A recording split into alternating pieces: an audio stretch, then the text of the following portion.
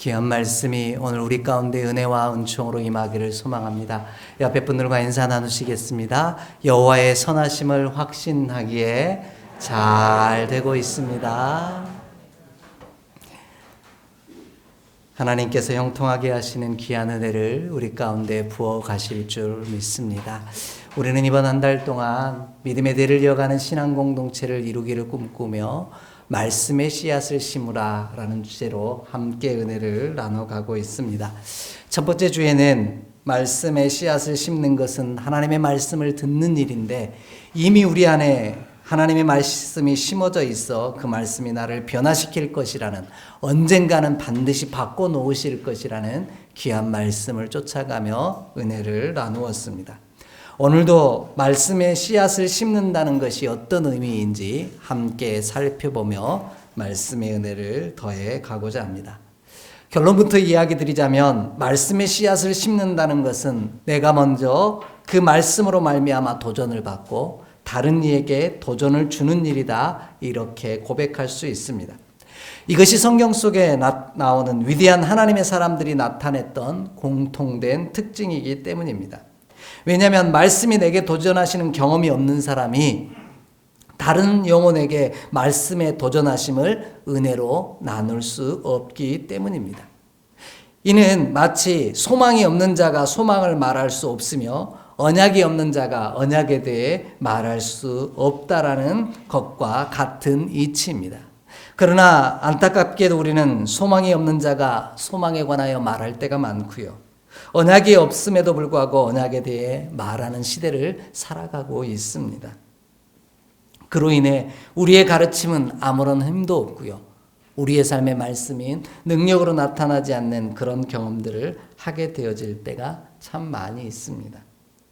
그 이유는, 그로 인해 우리의 가르침에 힘이 없고 능력이 없는 이유는 나는 없고 언제나 너만 있기 때문입니다.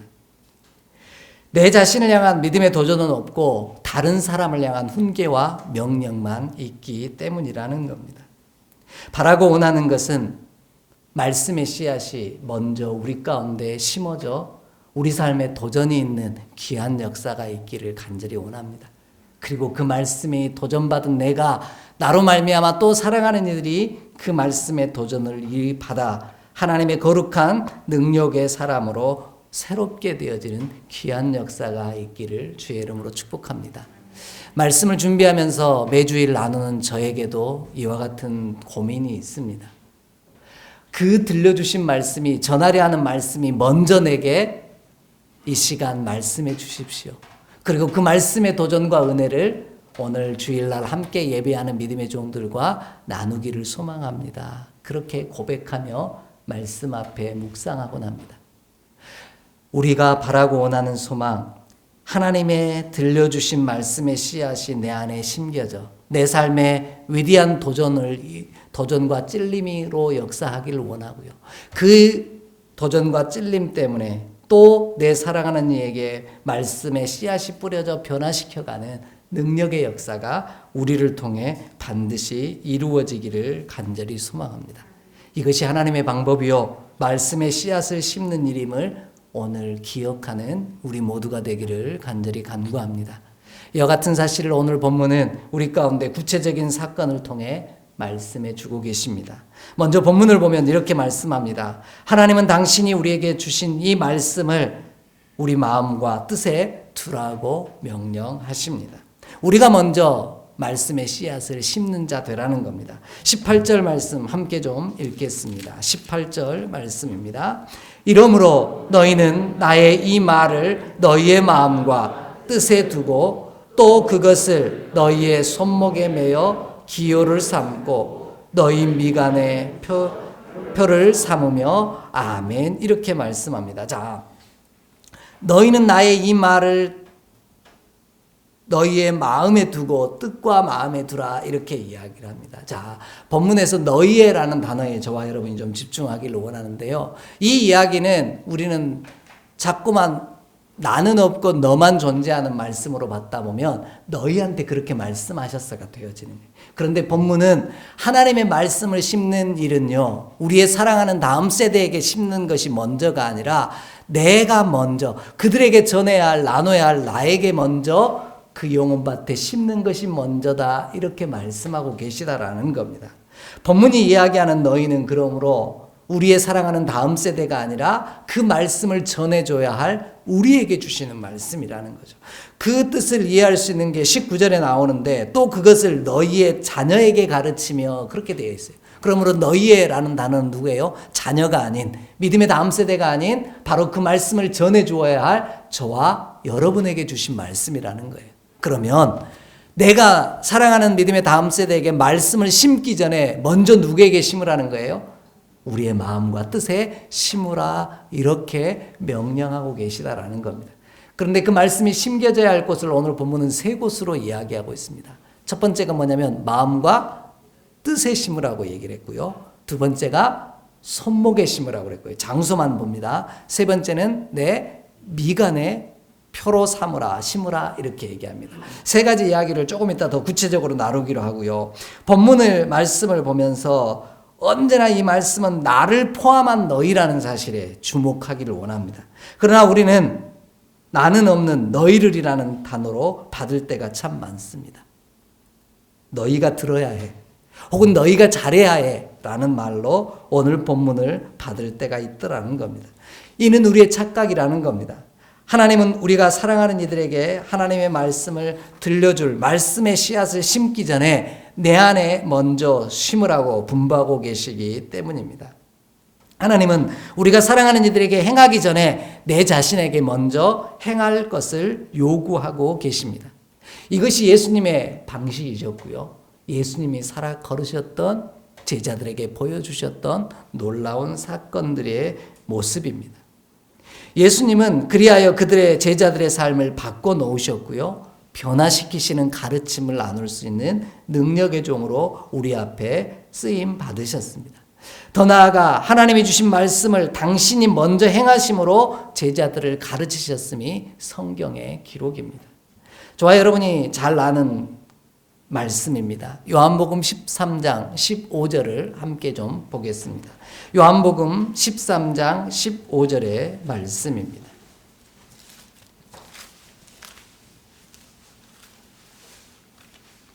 요한복음 13장 15절 말씀입니다. 함께 읽도록 하겠습니다.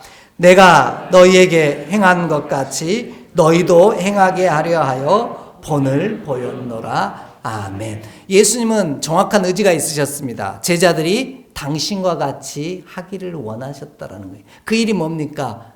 종이 되어 다른 사람의 발을 씻기는 일이었습니다. 그런데 그 일을 입술로만 너희가 이렇게 해라 라고 말씀하신 게 아니라 친히 행하심으로 말씀하셨다라는 겁니다. 이것이 하늘 말씀이 먼저 예수 그리스도 안에 심어졌고요. 그 심어진 말씀을 따라 오늘 저와 여러분에게 흘러 넘치게 하셨다라는 겁니다. 예수님은 우리에게 무언가를 요구하실 때 먼저 하나님의 말씀대로 행하셨습니다. 이것이 예수님이 제자들을 변화시키는 힘이 되었고 능력이 되었습니다. 그러므로 바라고 원하는 것은요, 하나님이 들려주신 말씀의 씨앗이 먼저 우리 가운데 뿌려지기를 원하고요. 그 뿌려진 곳에서 온전히 열매로 말씀이 우리 삶의 도전이 되어지는, 그래서 나의 삶을 변화시키는 권세가 되어지기를 주의 이름으로 간절히 축복합니다. 이를 위해 하나님은 당신의 말씀을 먼저 우리 안에 심는데 어떻게 심으라고 말씀하시냐면 세 가지 특별한 장소를 이야기합니다. 첫 번째, 마음과 뜻에 심으라는 겁니다. 자, 마음과 뜻이 무엇이냐? 우리는 이 마음이라고 생각하는데요. 히브리어 원문을 보면 이 마음이라는 것은 이런 뜻을 갖고 있습니다. 가장 깊은 곳이라는 겁니다. 그러니까 하나님의 말씀을 어디에 담으라는 거예요?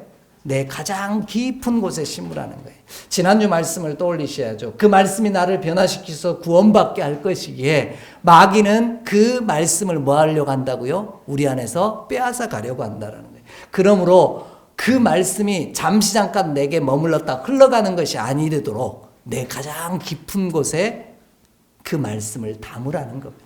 그 말씀을 심어 그 말씀이 내 안에 보호받는 역사를 이루라는 겁니다. 그것이 진짜 말씀을 먼저 심는 일임을 저와 여러분이 기억할 수 있기를 간절히 원합니다. 두 번째는 어디에 심으라고 얘기했냐면 손목에 심으라 이렇게 이야기합니다. 자, 우리들이 그런 표현을 씁니다. 마음에서 가장 먼 곳이 어디일까요? 라는 질문을 씁니다. 마음에서 가장 먼 곳이 어디냐면 저와 여러분의 손과 발이라는 표현이 있습니다. 우리 늘상 쓰는 표현이 있죠. 마음은 원이로되 육신이 약해서 이 일들을 하지 못합니다 라고 말할 때가 우리 안에 참 많이 있더라는 겁니다.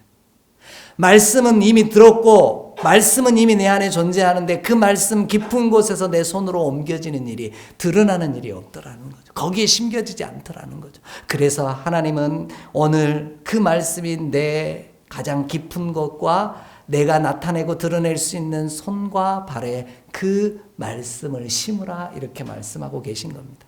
세 번째로 어디에 심으라고 한 거예요? 이마에 미간에 심으라 이렇게 말씀하고 계십니다. 미간은 남들이 보는 것들을 이야기합니다.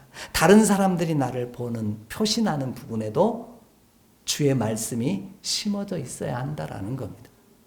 그런데 우리는 어떻습니까? 보여지는 곳에만 주의 말씀이 심어질 때가 참 많습니다. 내 가장 깊은 곳과 우리가 늘 강조하는 내 마음의 중심과 또 외모를 동시에 하나님께서는 말씀으로 심으라고 이야기하는데 우리의 모습은 여전히 내 입술에만, 내 손에만, 내 사람들이 보는 그곳에만 주의 말씀이 머물 때가 참 많이 있더라는 거죠. 그래서 제가 제일 듣기 싫어하는 예화 가운데 하나이지만 오래된 예화이고 다 알고 있는 예화이지만 좀 함께 나누려고 합니다. 많은 사람들이 이런 예화를 씁니다. 예수 그리스도를 믿는 믿음의 사람이 물에 빠지면 어디만 동동 뜬다고요? 입만 동동 뜬대요. 이유는요? 하나님의 말씀이 입술에만 머물러서요. 입술만 구원받는다는 거예요. 안타까운 예화죠. 그런데 그 말씀이 요즘에는 어떻게 또 쓰여지냐면 예화로 나타나고 있냐면 믿음의 사람이 물에 빠지면 이제는 동동 뜨는데 어디만 뜬다고요? 엉덩이만 뜬대요. 이유는 왜요? 물에 빠져서라도 물고기하고라도 얘기하려고 하는 게 예수쟁이라는 이름으로 우리 가운데 나타나 있더라는. 왜? 말씀이 어디에만 머물러 있으니까요. 우리 입술에만 머물러 있을 때가 참 많더라는 거예요. 어떤 분들은 또 은혜로 그걸 잘 해석하시더라고요. 물고기한테라도 복음을 전하기 위해서 그러신다고 표현하는 분도 있더라고요. 그런데 이 예화를 통해 우리에게 들려주시는 말씀은, 깨달음은, 도전은 하나님의 말씀이 내 입술에만 머무는 것이 아니라 우리의 영혼의 가장 깊은 곳에 먼저 머물러 있기를 원합니다. 그리고 내 손과 내 미간, 모든 사람들이 보는 외모와 내 중심에 여호와의 말씀이 먼저 심겨지기를 원합니다.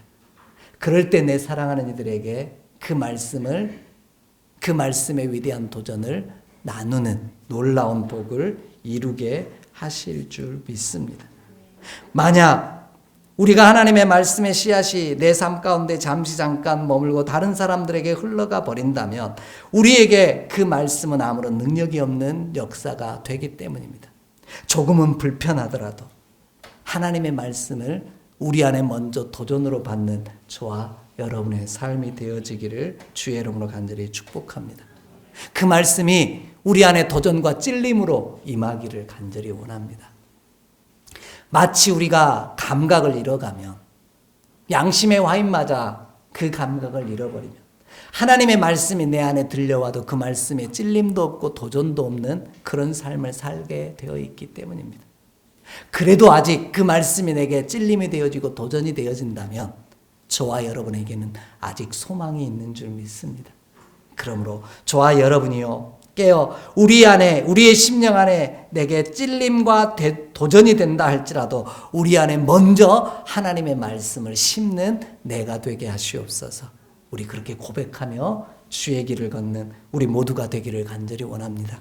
그러면 그 말씀이 내 입술을 바꾸시고 내 손을 바꾸시고 내 미간을 바꿔 하나님의 거룩한 사람으로 변화되어지는 새로운 역사를 친히 이루어 가실 줄 믿습니다.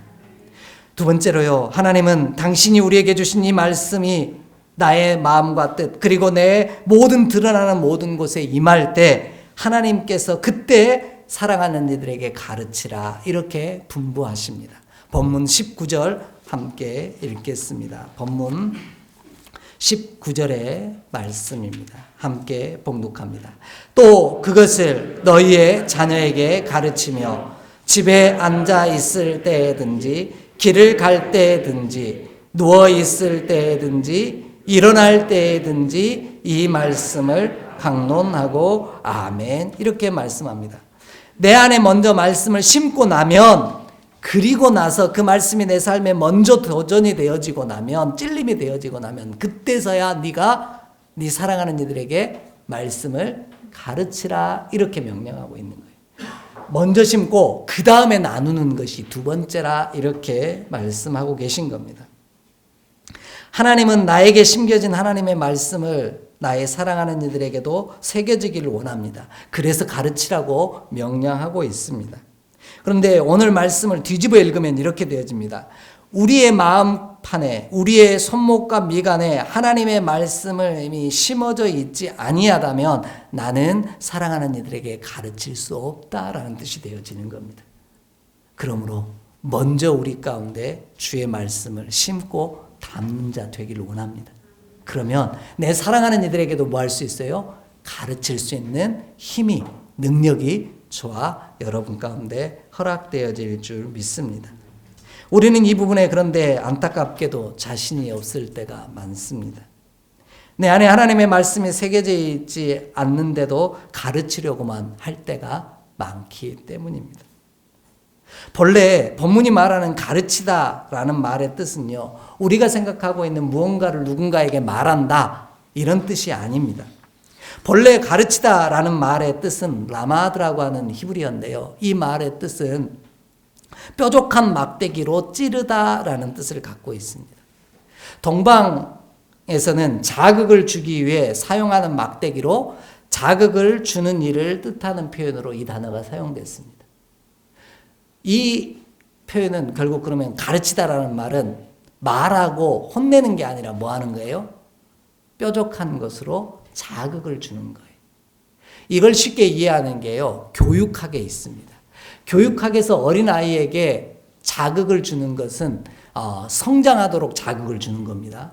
승질나게 막 찌르는 이런 거 말고 성장을 전제로 하고 있는 거예요. 그 성장을 전제로 하는 것에는 오감이라는 걸 사용합니다. 만지고 느끼고 말하는, 먹고 이런 것들을 통해서 뭘 경험하게 되냐면 자극을 받아요.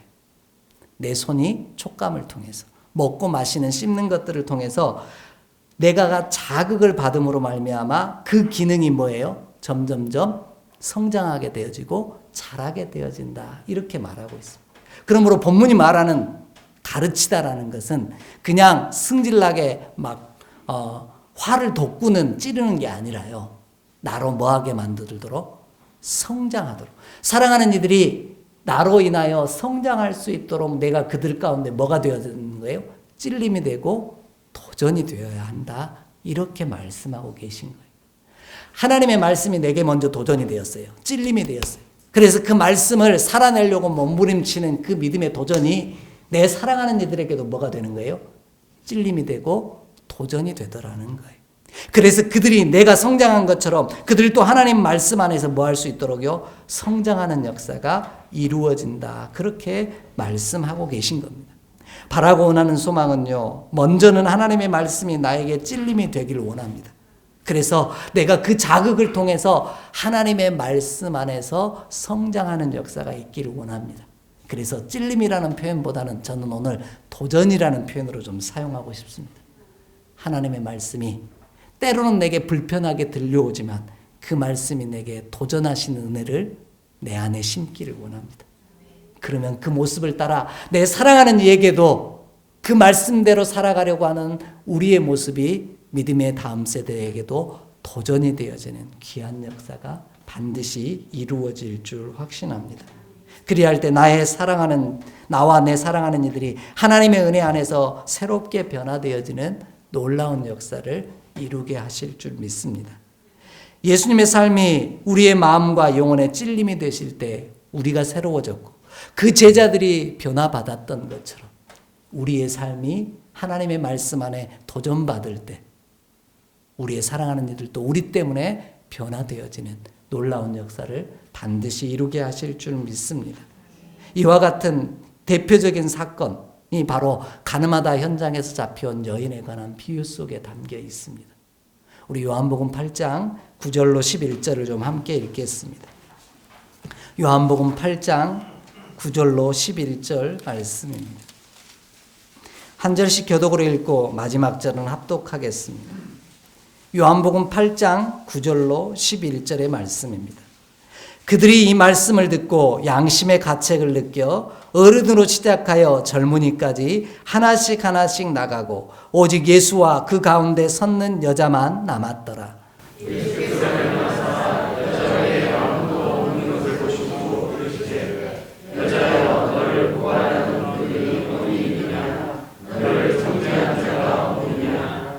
대답하되 주여 없나이다. 예수께서 이르시되 나도 너를 정죄하지 아니하노니 가서 다시는 죄를 범하지 말라 하시니라. 아멘.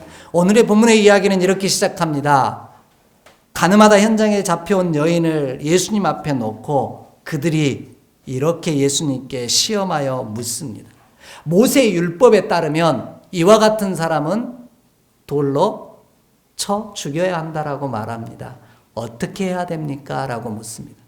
이 말은 이 가늠하다 현장에서 잡혀온 여인을 데려온 서기관들과 바리새인들 수많은 사람들이 하나님의 말씀을 몰랐다는 이야기는 아닙니다. 그 말씀이 그들에는 입술에만 머물렀던 거예요. 그래서 돌로 쳐 죽이라고 그랬는데 어떻게 해야 됩니까? 라고 물으니 예수님께서 그들에게 말씀으로 도전하셨고 찔림을 주십니다. 너희 가운데 죄 없는 자가 먼저 돌로 치라는 거예요. 그 말씀이 그들에게 찔림이 되고 도전이 된 거예요. 그래서 본문은 뭐라고 구절이 표현하고 있냐면 양심의 가책을 느꼈다 이렇게 표현합니다. 양심의 가책을 받았다는 게 뭐예요? 찔림을 당했다라는 거예요. 내 양심이 찔렸다라는 거예요. 그래서 본문의 표현이 참 귀한 표현 하나가 있습니다. 어떤 사람이 어른인지 분명히 보여주는 말씀입니다. 어른은 그 영이 깨어있어 말씀의 찔림을 도전을 금방 깨달아 아는 감각이 살아있는 자라는 거예요. 본문 표현을 보면 이렇게 나와 있죠. 양심의 가책을 느껴 어른으로 시작하여 젊은이까지 하나씩 하나씩 그 자리를 떠나갔다 이렇게 표현합니다. 어른이 무엇입니까? 우리의 영이 살아있어. 하나님의 말씀이 내 안에 늘 도전이 되어질 때, 찔림이 되어져 내가 회개하고 내 삶을 돌이켜 변화받을 때 저와 여러분은 어른이 되어지는 줄 믿습니다. 그렇지 않다면 아직도 감각이 없는 자요, 하나님의 말씀이 내 양심에 화인 맞아서 아무런 감각도 없고 무디오고 도전도 없다면 저와 여러분은 어린아이일 수밖에 없더라는 겁니다. 오늘 이 바리새인과 서기관들은 예수님의 말씀이 도전이 되고 찔림이 되어서 죄를 범하지 않는 자리로 변화받는 놀라운 역사를 이룹니다. 그것만으로 예수님의 도전은 끝나지 않습니다. 가늠하다 현장에 잡혀온 여인에게도 뭐라고 합니까? 나도 너를 정죄하지 않겠다. 그러나 다시는 이와 같은 죄를 범하지 말라고 분부하십니다. 이 또한 가늠하다 현장에 잡혀온 여인에게 도전을 주신 거예요. 찔림을 허락하신 거예요. 저와 여러분의 발걸음이요, 우리의 삶의 모든 모습이 사랑하는 이들 앞에 도전이 되기를 간절히 원합니다. 주의 말씀이 내 삶에 도전이 되었고 찔림이 되어 내 삶이 새로워졌던 것처럼 주 안에서 그 말씀으로 말미암아 우리의 모습으로 말미암아 내 사랑하는 이들에게 도전과 찔림이 있어 그들의 삶이 그리스도의 거룩한 사람으로 변화되어지는 놀라운 은혜가 저와 여러분의 삶 가운데 그리고 우리의 가문과 주의 몸된 제단 가운데 가득하기를 간절히 원합니다. 그런데 본문의 그 찔림과 도전을 주는 것은요, 장소와 시간을 가리지 않는다라는 겁니다. 본문을 다시 한 번만 봅니다. 본문을 보면은 이렇게 말씀합니다. 19절에 보면 가르치는데, 찔림과 도전을 주는데, 집에 앉아 있을 때에든지 길을 갈 때에든지 누워 있을 때에든지 일어날 때에든지 이 말씀을 강론하고, 집 문설주와 바깥문에 기록하라. 그것은 뭐예요? 내 집 안팎에서, 성전에서만, 교회에서만 사랑하는 이들에게 찔림과 도전을 주는 자가 아니라 내 집에서도, 또 내가 만나는 모든 자리에서 시간과 때를 가리지 아니하고 저와 여러분의 삶이 사랑하는 이들 가운데 믿음의 도전이 되고 찔림이 되는 귀한 역사가 있기를 간절히 원합니다.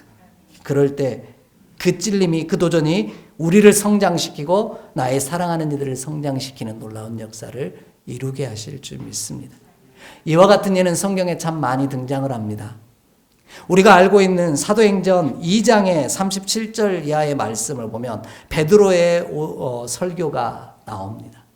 베드로가 하나님의 말씀을 전하고 나니까 많은 사람들의 마음에 뭐가 있었다고 표현하냐면 찔림이 있었다라고 표현합니다. 그래서 그들이 베드로에게 묻습니다. 우리가 어떻게 해야 합니까? 라고 묻자 베드로는 이렇게 대답합니다. 주 예수를 회개하고 주 예수 그리스도를 믿으라는 겁니다.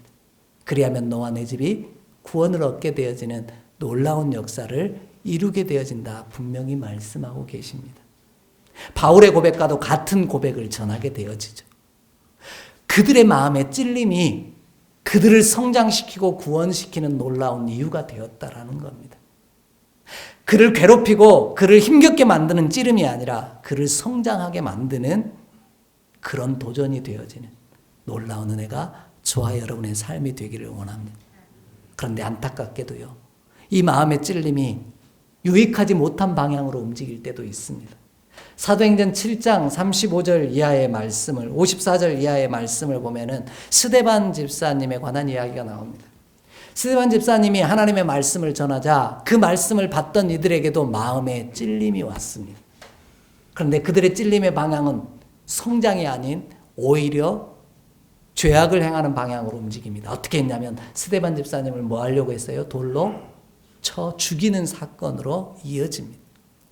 저와 여러분에게 말씀의 도전이요, 찔림이 나를 유익하지 못한 방향으로, 나의 사랑하는 이들을 유익하지 못한 방향으로 가는 일에 찌르고 도전을 주는 것이 아니라 유익하고 복된 방향으로 변화되어지는 일에 도전이 되고 찔림이 되는 역사가 있기를 간절히 원합니다. 그럴 때 저와 여러분을 통해 내가 먼저 변화되어지고 주 안에서 사랑하는 이들의 삶이 또 거룩한 사람으로 변화되어지는 놀라운 역사를 반드시 이루게 하실 줄 확신합니다. 이와 같은 자에게 주시는 놀라운 복이 있음을 오늘 본문은 세 가지로 이야기하고 계십니다. 본문 21절을 좀 보겠습니다. 본문 21절입니다. 함께 읽습니다. 그리하면 여호와께서 너희 조상들에게 주리라고 맹세하신 땅에서 너희의 날과 너희의 자녀의 날이 많아서 하늘이 땅을 덮는 날과 같으리라. 아멘. 말이 어려운데요, 쉽게 풀면 이렇습니다. 너희의 날이 장구하리라. 뭐예요? 생명이 길 거다, 이런 이야기를 하고 있어요. 하나님의 말씀이 너희의 삶의 도전과 찔림이 되어서 그 말씀대로 삶으로 내 곁에 있는 사랑하는 이들에게 찔림과 도전이 되어지면, 그래서 하나님의 사람으로 변화되어지면 너에게 생명 주심이 길 것이다, 이렇게 말씀하고 계신 거죠. 두 번째 복이 나옵니다. 23절을 읽겠습니다. 23절 함께 읽습니다. 여호와께서 그 모든 나라 백성을 너희 앞에서 다 쫓아내실 것이라. 너희가 너희보다 강한 나라 차지할 것인지. 아멘. 이게 무슨 얘기냐면 24절 말씀에도 보면은 땅을 주신다는 약속입니다. 하나님께서 주시는 땅을, 너보다 강한 자들을 쫓아내심으로 너에게 언약한 그 땅을 주시겠다, 이렇게 약속하고 계신 거예요. 첫 번째는 무슨 복이었죠? 생명의 복. 제가 짧게 정리하는 거예요. 두 번째는 땅의 복을 주신다는 거예요. 어디서 많이 들어본 얘기예요? 세 번째 복이 나옵니다. 오늘 본문 25절입니다. 함께 읽겠습니다. 너희의 하나님 여호와께서 너희에게 말씀하신 대로 너희가 밟는 모든 땅 사람들에게 너희를 두려워하고 무서워하게 하시리니 너희를 능히 당할 사람이 없으리라. 아멘. 이렇게 약속하십니다. 세 번째 복이 뭐냐면 바로 너희가 무서워하는 이들이 오히려 너희를 무서워하는 역사가 되게 하실 거다. 이렇게 말씀하고 계신 거예요. 오늘 저와 여러분 세상을 살아가면서 참 두려운 게 많습니다. 무서운 게 많아요. 우리 하나님의 사람으로 말씀대로 살아가려고 그 찔림이 있어서 도전이 있어서 그 말씀대로 살아가려고 몸부림칠 때마다 우리 가운데 두려운 생각이 드는 게 있습니다. 진짜 이 말씀대로 살면 내게 복이 임할까? 그 두려운 마음이 우리 가운데 있을 때가 참 많습니다. 그런데 하나님은 말씀하고 계십니다. 그 두려움을 이기게 하신다라는 거예요. 두려워하지 않게 하신다라는 거예요. 그래서 마지막 표현이 이렇게 나오죠. 너희를 능히 당할 사람이 없으리라 이렇게 표현합니다. 그런데 이거는 이해하기가 쉽지 않아서요. 원 문장을 그대로 풀면 이렇습니다. 너희 앞을 가로막을 자가 없을 것이다. 본문의 정확한 표현은 너희 앞에 설 자가 없다 이런 표현이거든요. 결국 내 앞에서 나를 가로막는 것들을 가로막지 못하게 하신다. 이 말은 뭡니까? 가로막는 게 없다는 뜻이 아니에요. 형통이라고 하는 단어의 뜻을 기억했으면 좋겠습니다. 뚫고 나아가게 하신다라는 거예요. 내 앞에 가로막는 것들이 나를 두렵게 할지라도 내가 하나님의 거룩한 말씀의 도전 앞에서 그 찔림 앞에서 그 말씀대로 살려고 몸부림치면 나의 사랑하는 이들이 그 말씀을 따라 주의 복을 이루게 되어지고 도전을 받게 되어질 텐데 너희 앞에 형통의 복을 주신다. 그렇게 약속하고 계신 겁니다. 저와 여러분에게 이 놀라운 세 가지 복이 임하기를 원합니다. 생명과 땅의 복, 그리고 형통의 복이 우리 안에 말씀의 도전 안에 살아가기를 몸부림칠 때, 아니 우리의 삶을 통해 내 사랑하는 이들에게 도전이 되고 찔림이 되어질 때 우리에게 이와 같은 놀라운 복을 허락하실 줄 믿습니다. 이 복을 확인해 줬던 믿음의 아버지가 있습니다. 바로 다윗이라고 하는 믿음의 종입니다. 우리 열왕기상 2장 1절로 4절을 함께 좀 보겠습니다. 열왕기상 2장 1절로 4절의 말씀입니다. 열왕기상 2장 1절로 4절입니다. 한 절씩 교독으로 읽습니다. 다윗이 죽을 날이 임박하매 그의 아들 솔로몬에게 명령하여 이르되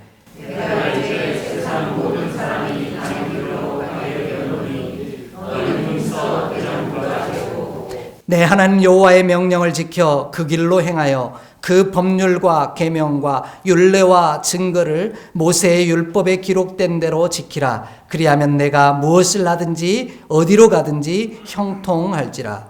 여호와께서 내 일에 대하여 말씀하시기를 나는 내 자손들이 그의 일을 삼가 마음을 다하고 성품을 다하여 진실이 내 앞에서 행하며 이스라엘 왕위에 오를 사람이 내게서 끊어지지 아니하리라.